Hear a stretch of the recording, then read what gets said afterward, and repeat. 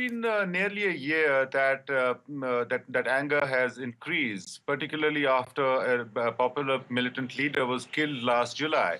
And after that, when the government forces resumed counterinsurgency operations against the militants fighting against Indian rule, we've seen that every time such a gun battle happens, such an encounter or clash happens, civilian protesters from neighboring villages come out and try and help the militants escape from the military cordons.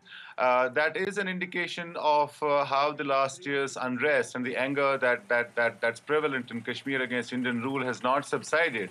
In fact, this has become a major worry for the Indian Army and the security forces deployed in Indian Kashmir, that whenever they launch counterinsurgency operations, civilians come out in solidarity with the militants and hamper their counterinsurgency operations.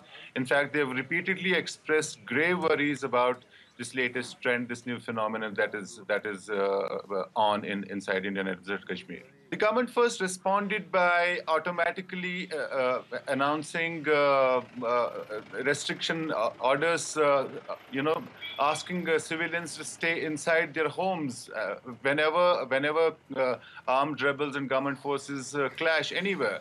But the residents have not actually heeded to those warnings, and this phenomenon has continued. In fact, in some of the gun battles in which the civilians came out in aid of the militants in solidarity of the rebels, some deaths have occurred last year, and some civilians almost every time get injured when government forces fire tear gas and pellet shotguns, and sometimes aerial firing too.